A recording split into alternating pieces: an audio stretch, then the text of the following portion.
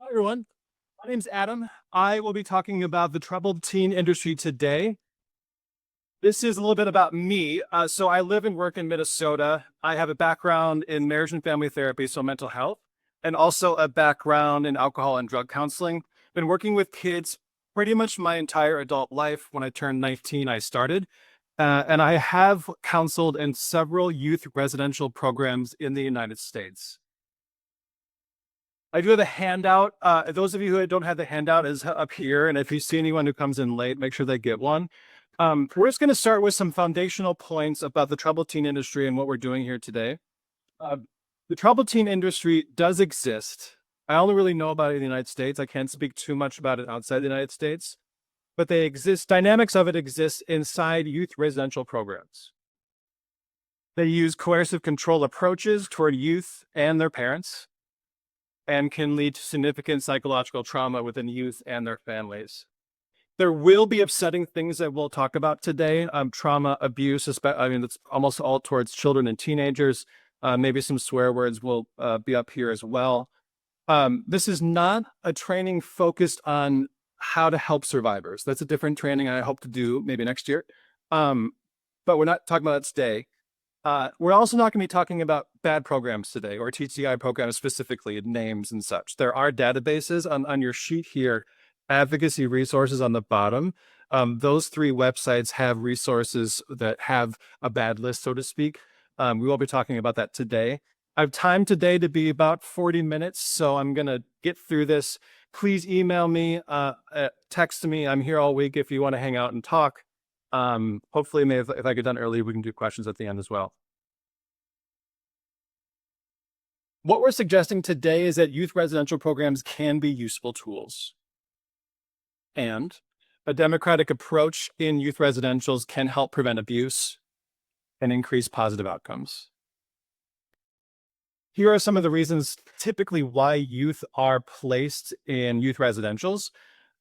Oftentimes, it's the youth needs and or behaviors exceed what the family can provide. And the family says, okay, we've got to go do this instead. Sometimes it gets to be too unsafe in the home. Either the youth's behaviors are so violent and scary that it's discerned that they have to be removed. Sometimes it's the parents who are being abusive to the child and they got to be placed somewhere else. This is what we really want to see happen, that the less invasive treatment and community options have been fully utilized, done everything we can. We've got to go to the next step. And then sometimes kids don't have a family. That isn't talked about enough in this hemisphere, or this topic, that kids sometimes have no place else to go but these programs because foster homes are not available, or they've been kicked out of foster home after foster home after foster home. So what is troubled teen industry, TTI?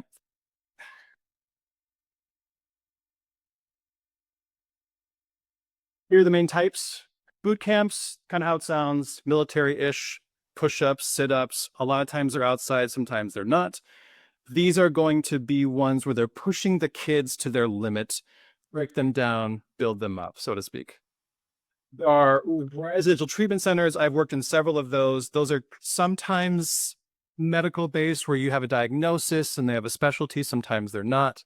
Sometimes the more generalized treatment, but this could include chemical health, mental health, trauma-based treatment, or anorexia, eating disorder treatment for kids.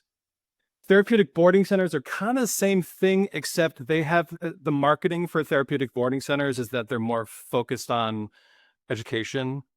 That's the marketing though. Wilderness programs, you're outside a lot, similar to boot camp, but you're outside camping. Faith-based academies, sometimes these are explicit in their, we are a Christian organization, we are a faith-based organization. Sometimes they're not. Sometimes the marketing is a little bit more bland, and then you get in and it's like, oh, this is religious. Therapeutic group homes, surprise. Therapeutic group homes, these are ones that are going to be smaller, more home-like. A lot of kids in foster care go there.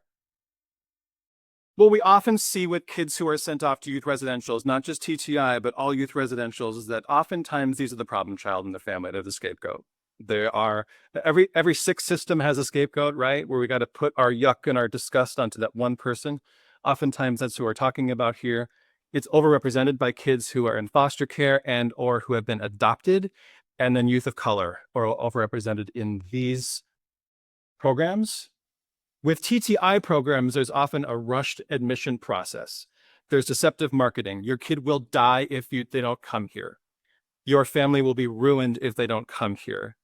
There's generalized treatment claims. So you have kids with OCD, kids with trauma, kids with autism, kids with anorexia, kids with addictions, all flooded in one place. Hard to meet all those different needs in one place, but they just want to get you all in to get your money. And then oftentimes TTI do not require a diagnosis. So every program I've worked in Minnesota, there had to be a diagnosis and a rigorous process for the kid to get in to treat that mental illness, and the insurance paid for it.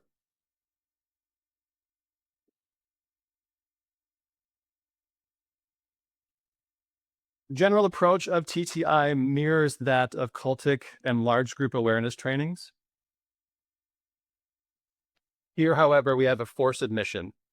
There are stories, well documented, of teens forced by what they call teen transporters, literally coming in the middle of the night, taking the kid out of bed, sometimes even handcuffing them, bringing them to the center against their will, against them knowing about it, against the even talking about it, even floating it. Sometimes it's, hey, we're going to go to Disneyland. They go to Disneyland, drive home. They drop them off in the TTI center.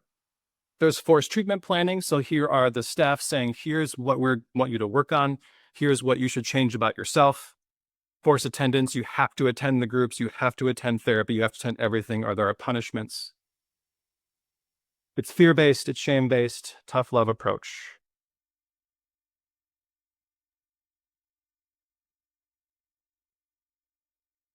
In these programs, the youth have limited autonomy in terms of how they can move about, how they can go about and use their bodies. There's restricted communication. Sometimes programs, you can't talk to other kids. And if you can, you have to earn that through a token economy. Sometimes the genders are separated, so you can't talk to the girls. You can't even look at the girls if you're a boy. Oftentimes you can't talk to your parents. If you can, it's once a week, and the phone calls are monitored, as well as the letters. There's quite a bit of manipulating of the parents. Oftentimes, from a cult lens, the parents are manipulated first. Scare, scare, scare, die, die, die. Everything's going to be bad. Everything's bad. Scare, scare, scare. Your family's going to... Okay, now the parents are scared, right? And then we got to get the kid in there. And so the parents are the entryway. And then there's consistent, almost sometimes daily, usually weekly manipulating of parents, what they call coaching of parents, to make sure the parents are on the same page, because the kids are calling saying, get me out of here. And the program's saying, keep them, keep them, keep them, or they will die, or they'll come back and kill you, or they'll come back and be abusive. Family therapy is usually not offered. So we don't have a systemic lens here. We don't have a, let's work with the family and make sure this is not a family therapy issue or a family dysfunction. It is a kid's bad, and let's fix the troubled kid.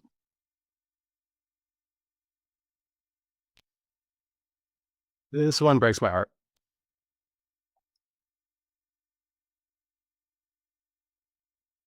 There is a privilege system. You earn some privileges. There are levels, token economies. So based on good behavior, you get points. Bad behaviors, you get points taken away. Social reinforcement. So if I'm in there with you, it's my job to police you and your behavior, and then I'll get rewarded if I tattle or snitch on you. Oftentimes punishments are harsh and scary, designed to scare and break down the kid. Isolation is a big one, taking kids away and putting them someplace, timeouts, but it's more isolative, seclusion from the group. Then you got to earn your acceptance back into the group. And then physical restraints. And I've done physical restraints. I've trained in it. These are used as, once you've done all the de-escalation in the world that you can think of, de-escalate, okay, now there's imminent harm. Now I've got to restrain you to keep you and others safe. Restraints in TTI programs are oftentimes used as punishment. Or if you talk back to me, or if you disrespect me, I'm going to physically restrain you. There's a real carrot and stick approach here. Do this, get this.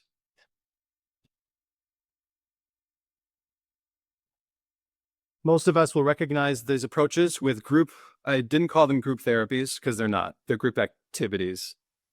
But here, the whole goal is to suppress emotions, to decrease critical thinking, thought stopping, thought reform.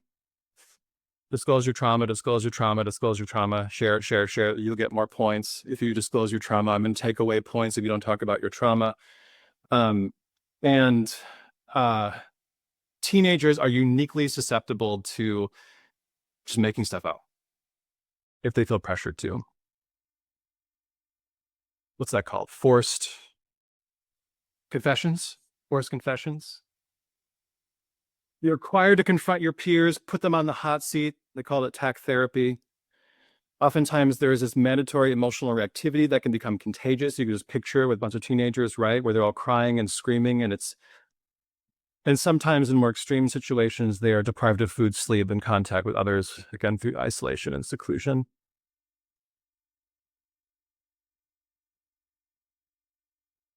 Individual therapy is not often offered. Every program that I've worked in did. I was one of them. But the therapists, when they have therapists there, they're not really there to help with their mental illness. They're there to reinforce the system. And some of them do conversion therapy on queer youth to try to change them from being trans, gay, bi, which we know can be traumatizing.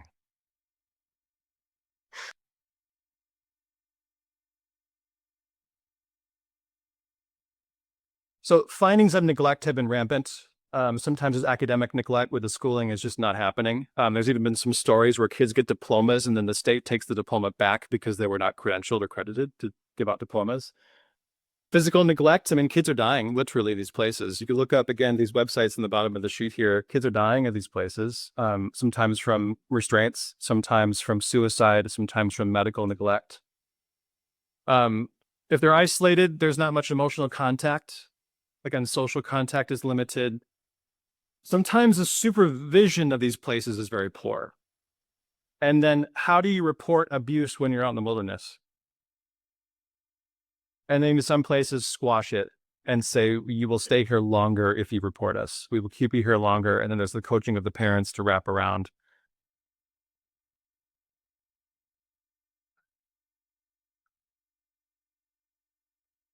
So this is a model that we have applied to different youth areas of youth engagement. Today, we're going to try to apply the model to TTI youth residentials. This is from Toy Story 4. This is a line that Barbie said. Anyone else know who said this?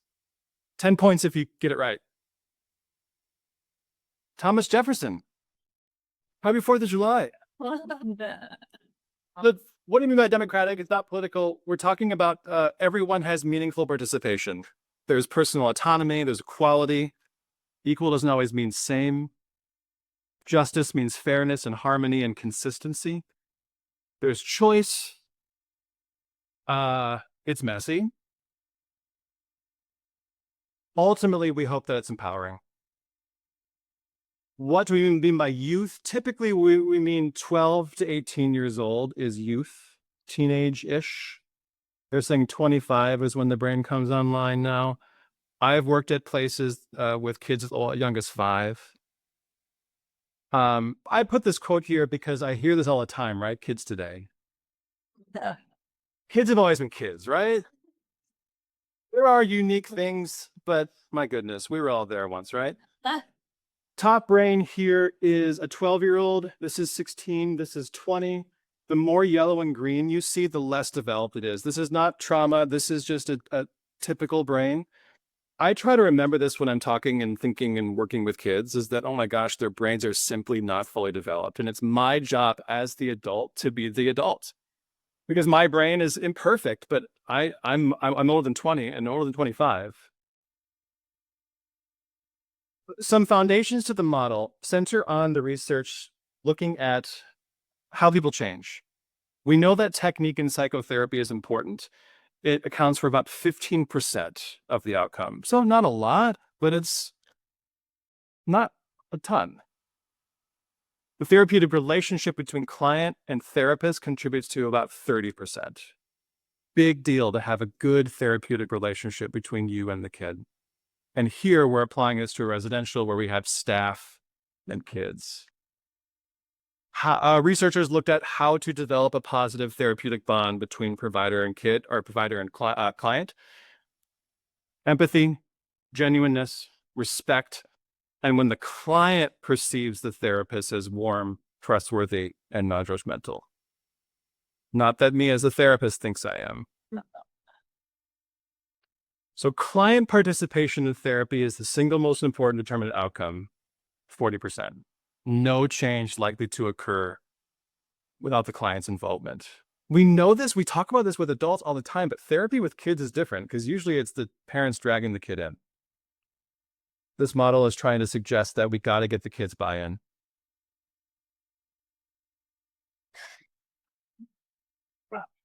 Seen this show, the quote's kind of ironic. Breaking Bad, Netflix. The first principle of the model is the principle that youth are people. They get to have their own beliefs, their own feelings, have agency over their bodies, relationships, words, goals, and thoughts. We forget this sometimes. They're human beings. What we're recommending for youth residentials: have firm, consistent limits. Make them clear. Expectations are laid out for staff and for youth. Have structure and predictability. As we all know, trauma brain is so chaotic, it needs predictability and structure. Making sure that youth residentials are doing everything they can to use evidence-based practices, be licensed with their state with stringent regulation. Have the youth drive their treatment. What would you like to change about yourself in your life? Where are you suffering? I might be able to help with that. Have the youth have ideas about programming. So we have the treatment part, and then we have soccer games, or we have a talent show, we have a movie night. They get to have some buy-in on that. Staff are still the bosses. We're providing the structure and predictability, and we're going to talk to you about it and get your buy-in and your feedback. Have youth councils, youth leadership opportunities, empower them, build them up to build them up. I've been intrigued by how much money, I don't say that cynically, but how popular these books and TV shows and movies where the kids are in peril and the adults caused it and the kids are born into it, and then the kids are left to fix the peril, oftentimes without the adults' help, oftentimes while the adults are trying to make it worse. Stranger Things is one, Harry Potter, Hunger Games. This helps slow down my anger and judgment when I'm working with a challenging kid where I'm like, they were born into this situation. Second principle is that the adults are the adults. We have the fully formed brains. It is our job to model healthy relationships, healthy emotional states. If we want something to change with a kid in our lives, the first thing we should be doing is looking at how we are modeling it and what is our relationship with that kid. We recommend ongoing trauma-informed care for staff in residentials. I worked for an agency recently where they gave free therapy to staff if they had a traumatic event. It was trauma-focused therapy, EMDR in particular, for staff who had a traumatic event on site. Awesome. Control what can be controlled. We cannot control anyone but ourselves. We cannot control the kids in our program. We can create structure and predictability, do our jobs, inspire, but they're going to do what they're going to do. And then encourage family therapy inside the program. Offer it and encourage it because the kids are going to return home eventually. These are things that adults can model, healthy adults can model for kids.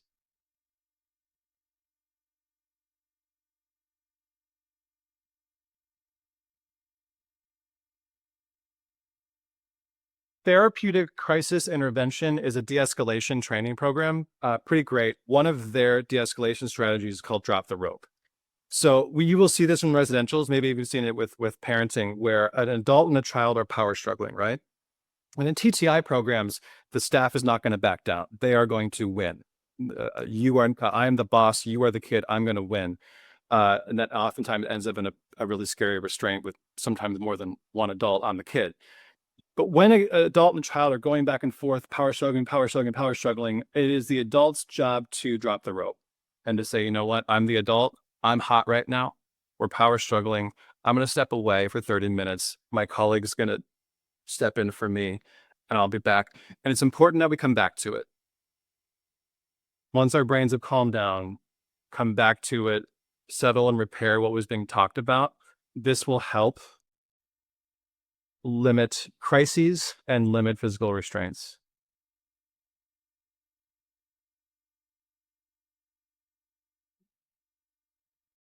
The importance of the relationship.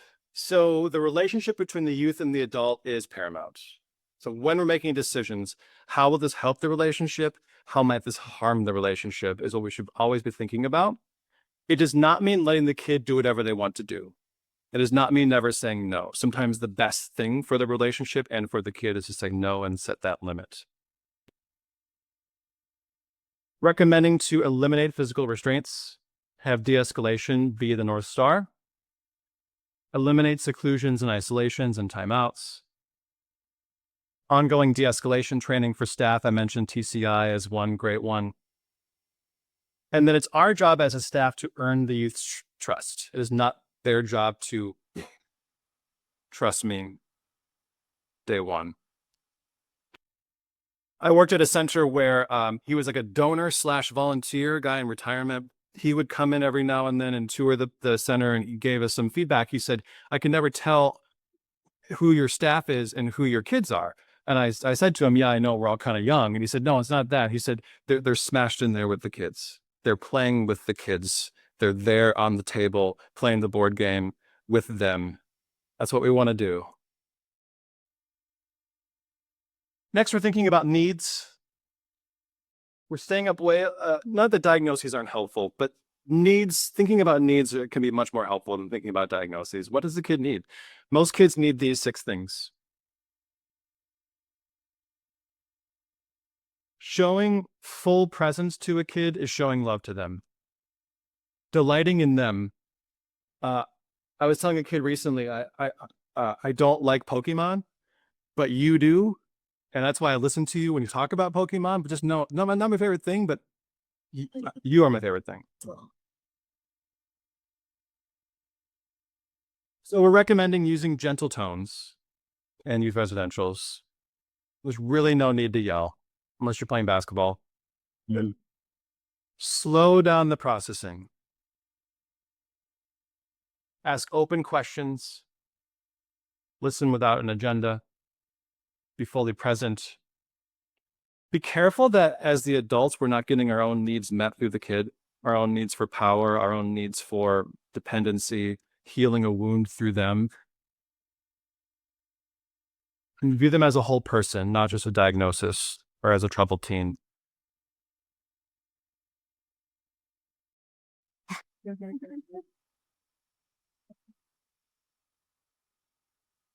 This is probably the most controversial, at least in terms of pushback that I get about this model, is getting the kids' consent. It can increase a sense of safety for them, increase the sense of agency. Allowing them to say no can be empowering for them. Does not mean they get to do whatever they want. We're still the bosses. For youth residentials, we recommend obtaining their consent before they're admitted. Once they're in, they get to refuse therapy. They get to refuse programming. We're trying to slow down the admission processes, making sure we've explored all other options. Make sure the kid knows the scope of the place. Make sure every residential has a scope. So eating disorder clinic, chemical health clinic, trauma clinic. Make sure the kid knows what they're getting themselves into. These top 4 questions are great questions for kids to ask for themselves. Do I want to attend? Why? What am I seeking? Who am I attending for? For me or for someone else? To please someone else? Does anyone appear to be coercing me? What do you think would help? What do you need are good questions to ask them as adults. A lot of kids have never been asked that before. What do you think would help you? What do you need? And this last one, if the kid's like, I just don't want to go, I don't want to go, we might have to say, as parents, we need help.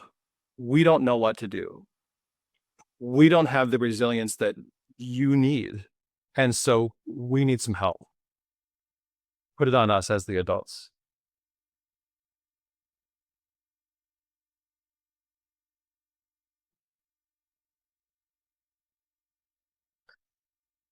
I'm further enough in my career now where I'm meeting some of the kids I worked with when they were kids as adults, and I'm hearing too many of them tell me that so much of their childhood was spent in their minds as problems to be fixed.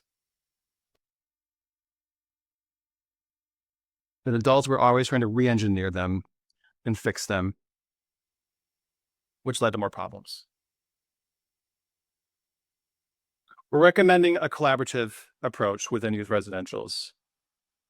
We're trying to encourage youth to do things for them and their betterment, not to avoid a punishment, not to get more points and more incentives, not the carrot and stick approach, but do it for you. If we force, coerce, or try to fix a kid, it can lead to shame, fear, resentment, opposition, dishonesty, violence. And then this last one really annoys me when I can tell kids are just saying a bunch of treatment jargon, treatment speak just to get the points and just to get out of there, just to get freedom. It's awful to be around. It's so sad.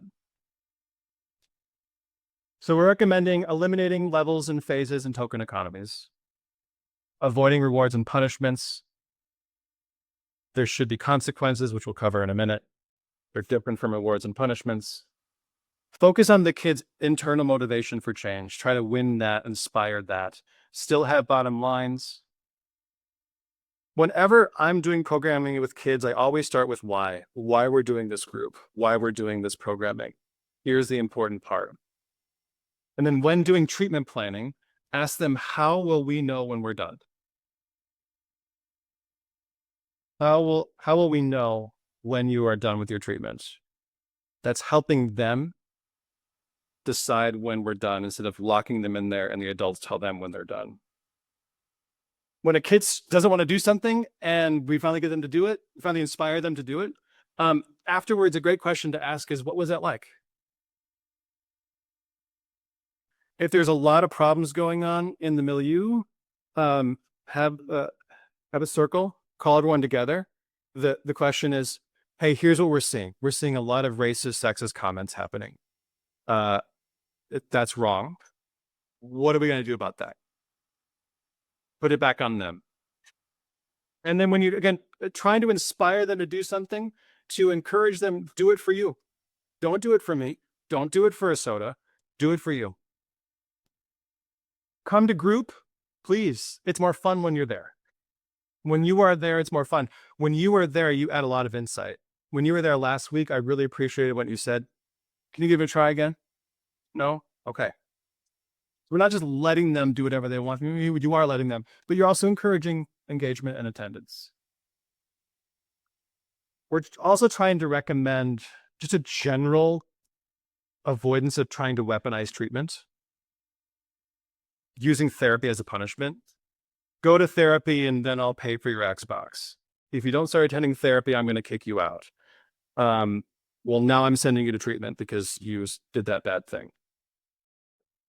The model leaves room for challenging youth. Once the relationship is established, once the trust is established, we can guide, we can poke, we can prod. Holding them accountable is essential. Holding them accountable for their behavior versus shaming and blaming them is essential. Ask them, get them thinking about how their behavior is influencing others. Ask them, how is that behavior serving you?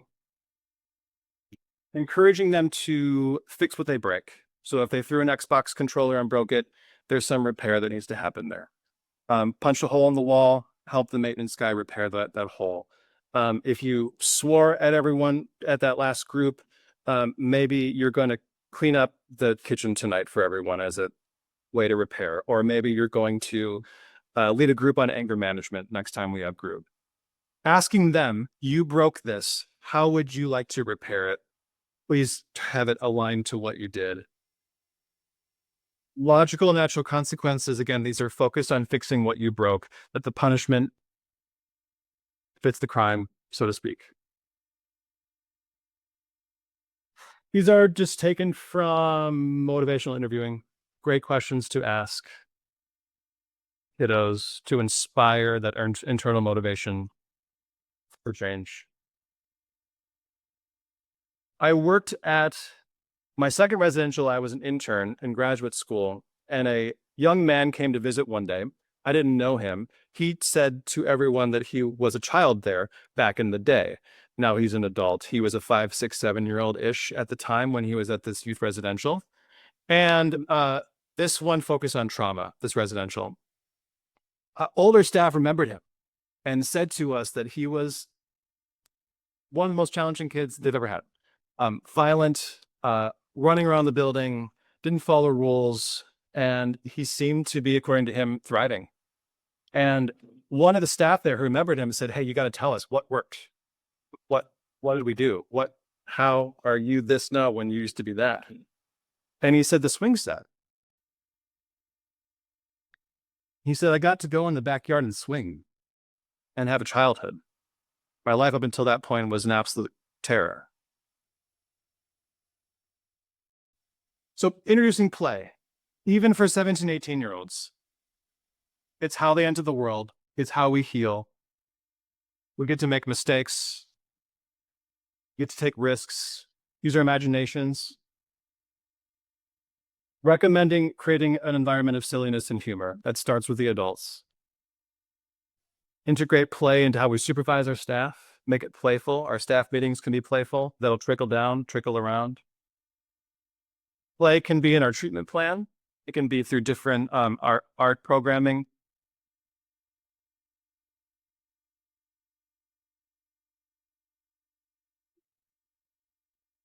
I like to just add here that pastures still have fences. So there's still the structure, there are still limits, but there's room to breathe and grow and be a human. And finally, just describing the relationship between youth and adults. It is a dance. Sometimes it's the waltz, sometimes it's the slam dance, sometimes I'm dancing over there and they're dancing over there and we hate each other. And so what we're trying to recommend here is leaning into the chaos, rolling with resistance, like motivational interviewing teaches us, with some grit, with some tenderness. Having self-compassion, we're going to screw up. Working in youth residentials can be profoundly scary. If we do everything right, whatever that means, whatever the research is telling us, there's still trauma is going to bubble up and kids are going to be kids. And so having self-compassion, having some sense of humor. I worked for an agency recently that they were big on having a learning environment approach for their staff. So when staff screwed up, we'll hold you accountable. And now we're going to learn from it and move on. That trickles down to how the staff treats the kids.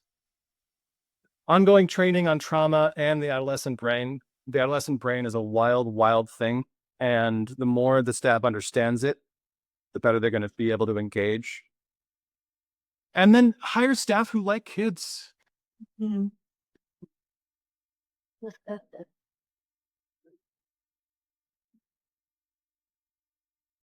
I got through my slides fairly quickly, and there's 6 minutes left is what I have. And so what I can do, I have some references. We could do questions or comments.